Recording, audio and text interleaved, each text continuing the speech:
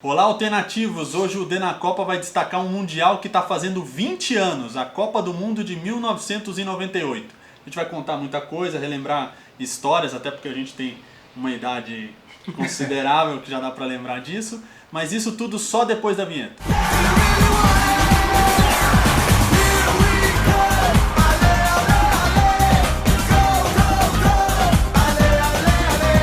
A Copa do Mundo de 1998 foi disputada na França e não teve um final muito legal pra gente, né?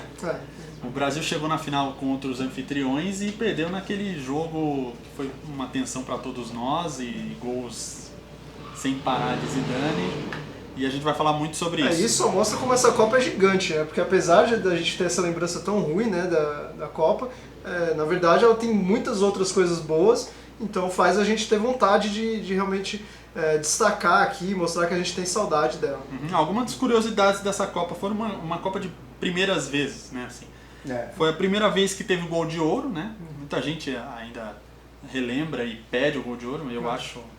o jogo ia pra prorrogação, ia pra prorrogação e aquele o famoso quem fizer ganha, né? O quem fizer ganha. Pra quem tá envolvido emocionalmente na partida é terrível. Né? Mas enfim, durou até 2004. Então, foi uma experiência, né, que a FIFA fez, né, de 98 começar a ter esse gol de ouro. Durou na Copa até 2002, né? Teve até aquele escândalo, né, da Coreia e Itália, né, que terminou no gol de ouro. No gol de ouro.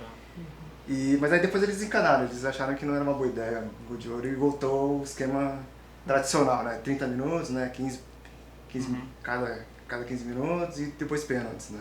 Outra inovação da Copa de 98 foi que foi a primeira com 32 seleções. Hoje é um formato que a gente está acostumado de ver, mas em 94 era 24, 98 passou para 32 e agora até se discute um aumento, né, para as próximas Copas. Vai ter, né? A partir de 2026 vai ter um aumento e... Na época era um pouco criticada a questão de 32 seleções, né? Tinha gente que achava que podia estragar um pouco, mas com o tempo a gente ficou claro que é o ideal, né? Não, mas eu cheguei a ler também que era... Como teve bastante países nascendo, né? Tipo, fim da União Soviética, desmembramento da Iugoslávia, até que não... Era uma necessidade. Até que não afetou tanto, assim, né? A qualidade, assim, né? Outra coisa que parece incrível que eu vou falar, mas foi a primeira Copa que se permitiu 3 substituições. Hoje é uma coisa tão banalizada, parece até que sempre esteve na regra. Parece que é uma coisa antiga, né? Parece uma coisa antiga, mas só faz 20 anos. Além disso, foi a primeira Copa que se utilizou aquela plaquinha de arbitragem, que é uma coisa também que parece que nunca vivemos sem, né? Antes disso, né, não tinha essa parada do juiz avisar quanto tempo ia dar. Era o critério dele, podia ser 10 minutos, assim. Né? E ninguém sabia, então era da cabeça do cara. Depois disso virou uma norma, assim, inclusive nos videogames, né, hoje você sabe quanto vai ter de acréscimo lá. Nos primeiros jogos ali do FIFA, ali não tinha essa coisa. Aliás, foi a primeira Copa que teve um game oficial, né? Exatamente. A Copa de 98. O World Cup 98 do FIFA, né? Foi também a primeira Copa com os mini craques, Coca-Cola, né? O Mário que está sempre aqui no nosso cenário. Acompanha o nosso cenário. Acho que foi o único as matrioscas. Né? Eu não me lembro depois. Eu acho que foi a única Copa que eu acho que tem, assim, em outros países é até bastante comum a gente ver de jogadores de times, assim, tem lojas de clubes europeus que fazem, eu já vi na loja do Barcelona, tem jogadores lá que eles fazem, tem até uns jogadores com a bundinha de fora lá, não sei se você já viu. Enfim, tem várias brincadeirinhas com esses jogadores mini craques. Mas foi da seleção, febre, né? Esse foi da febre, foi realmente sucesso. Outras coisas que marcaram a Copa de 98 foi o mascote Futix, não sei se vocês se lembram, ele não foi tão carismático quanto tantos outros ali, não foi tão quanto mas o Futix é futebol com asterisco.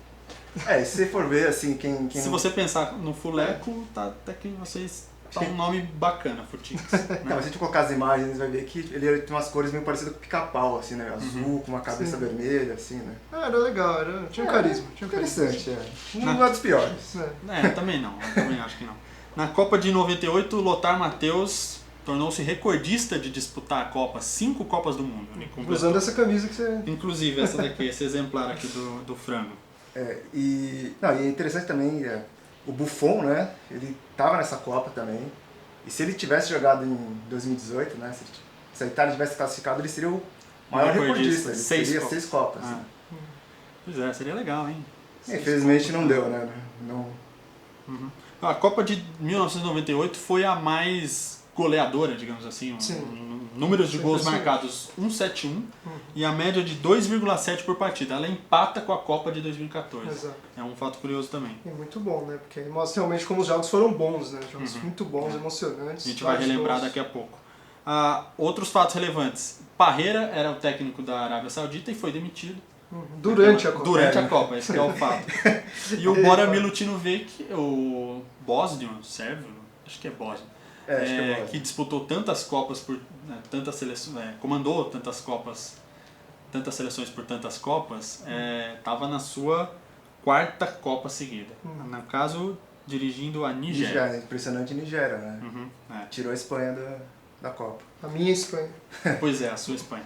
Mas vamos mais adiante, eu queria começar perguntando para vocês individualmente qual fato daquela Copa de 1998 marcou mesmo, assim, que você lembra até hoje, que te emociona. Quem quer começar? Começa, mestre. Mestre? Pra mim foi a final, né? Acho que todo mundo, né? Acho que não tem como sair disso, né, cara? Você lembra assim do começo ali do drama? Eu me lembro particularmente das primeiras horas ali da manhã, onde a gente soube da notícia do Ronaldinho, que tinha tido alguma coisa, a gente não sabia, né, que era uma convulsão, nem de onde veio e tal. E aquela comoção bem Galvão Bueno, né? De plantões e plantões. Putaço, né? Putaço com a situação. Controlado. Agora ela chega e eu vou mostrar. Então prepare aí o seu coração e torça para que pela primeira vez isso esteja errado. Para que primeira vez isso esteja errado. Olha só, vamos lá.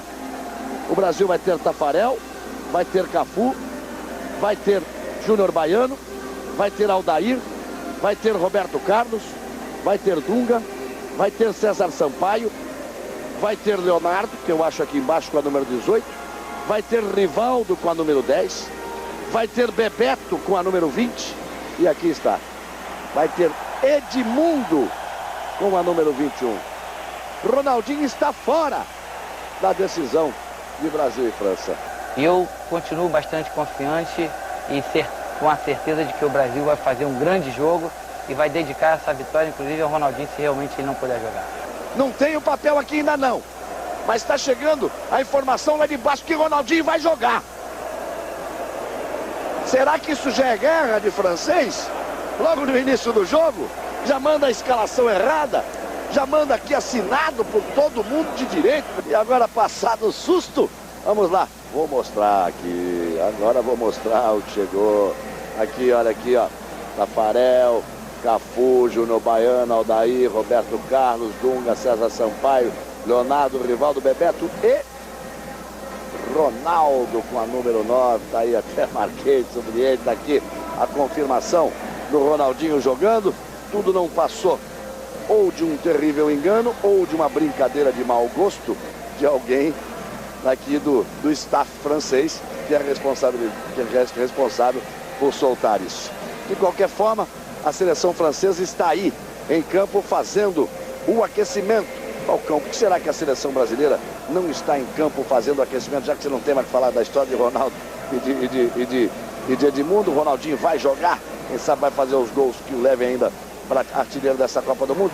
O Brasil fez aquecimento em todos os jogos. Por quê? Será que é para não tomar vaia, para a maioria do público é francês? O que será? Com certeza para não tomar vaia. Não sei se isso é o mais certo. Talvez seria importante entrar e tomar vaia logo de início. E aí depois sentir, até fazer uma certa provocação, fazer a torcida brasileira levantar.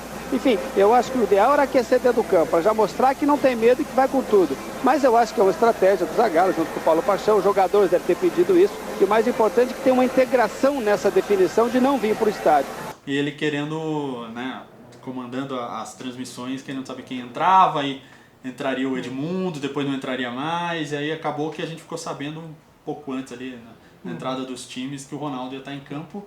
E tudo aconteceu, né? Só explicando que a história oficial é essa, né? O Ronaldo teve uma convulsão poucas horas antes da final, foi levado para o hospital, a convocação, a escalação saiu com o Edmundo no time titular, aí depois o Ronaldo voltou dizendo que estava bem e pediu para jogar, e aí foi atendido e realmente foi para campo, e aí tem aquelas cenas um pouco chocantes até, né, do Ronaldo, que parecia realmente em outro mundo, fora do ar ali, né? enfim.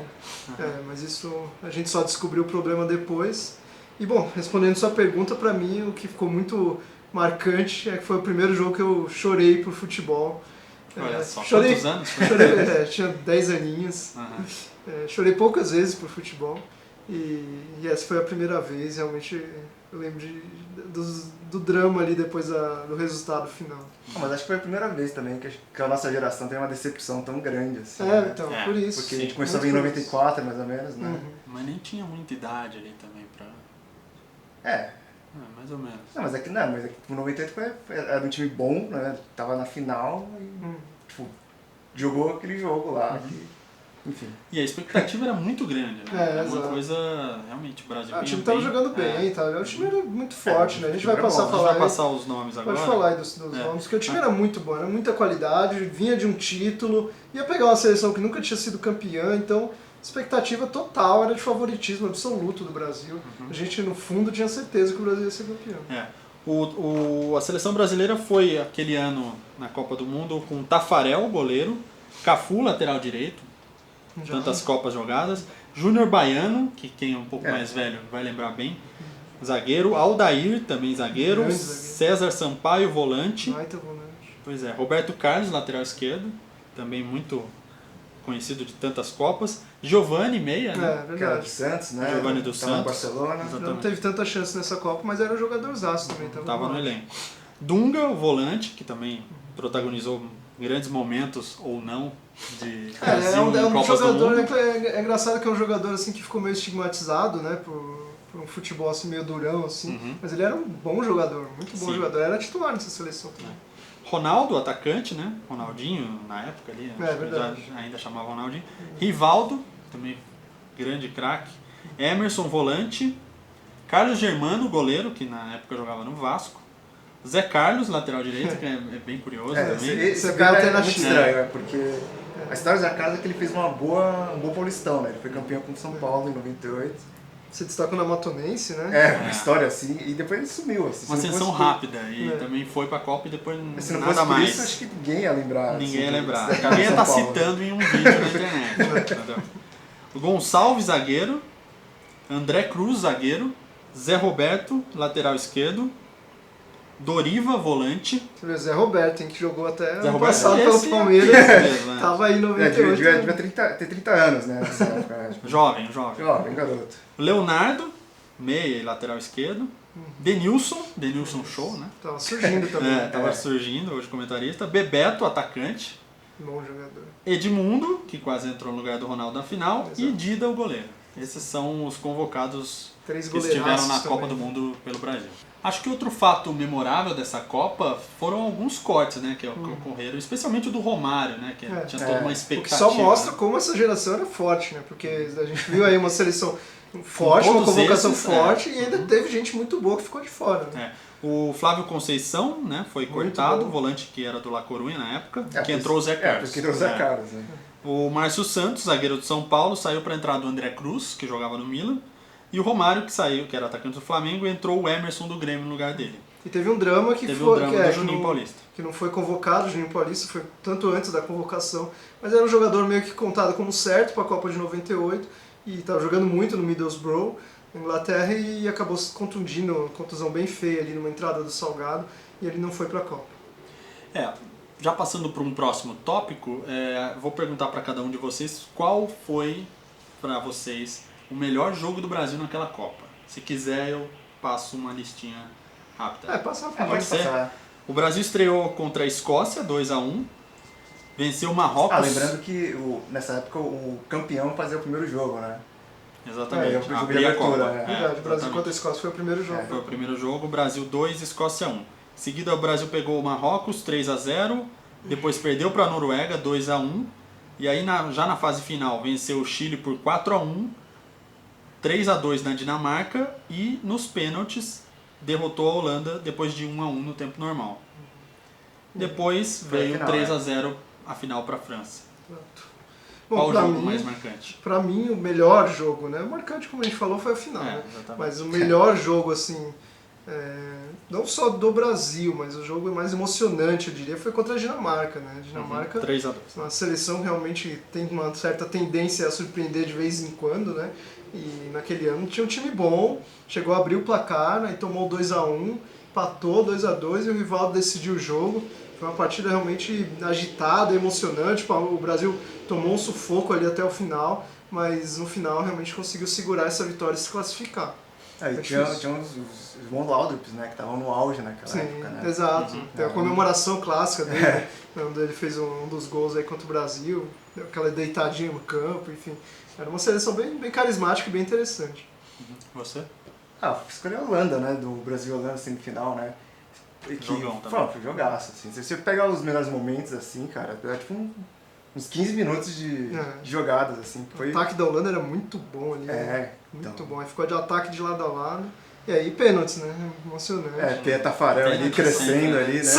Sai que é tua! Ronaldo de boa, pé direito contra Tafarel, partiu, bateu Tafarel! Sai! Brasil! Sai que é tua, Tafarel! Brasil! E aí tem uma história curiosa que eu tava assistindo esse jogo na casa de uns amigos meus, né? E tinha um lá que tava querendo, sei lá, tava louco lá pra terminar o Resident Evil lá. Aí deu o intervalo do jogo. Moda na época. Então, ele deu o intervalo do jogo, ele foi lá, ligou o jogo, a gente ficou lá esperando lá. A gente não viu o primeiro gol do Brasil. Foi tipo, logo no comecinho do segundo tempo. Você lembra do não gol. Exato. Exato.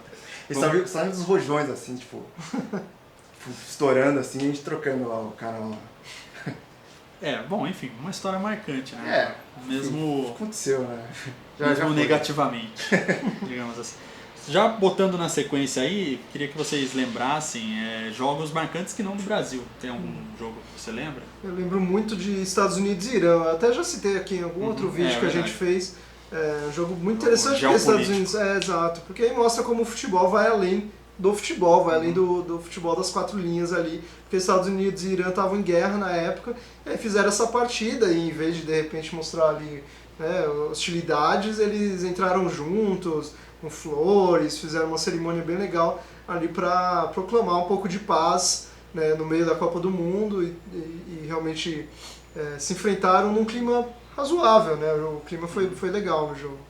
Eu queria... E mais legal que o Irã ganhou esse jogo, né? Exato. Acho que foi a única vitória, eu acho, até hoje do Irã. E eu queria convidar você que está aí do outro lado para deixar nos comentários também qual jogo do Brasil foi mais marcante para você, qual o jogo não do Brasil, do resto da Copa que foi marcante. Vamos discutir um pouco disso, né? É sempre legal ler a opinião das pessoas. Tem gente que lembra muito jogo que a gente esquece por aqui. E dá para falar de todos também, né?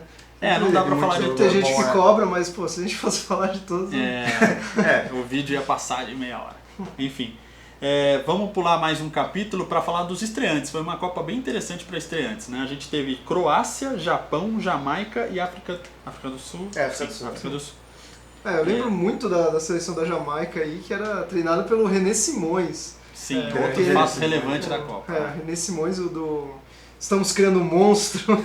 Eu poucas vezes vi alguém tão mal educado desportivamente como esse rapaz Neymar.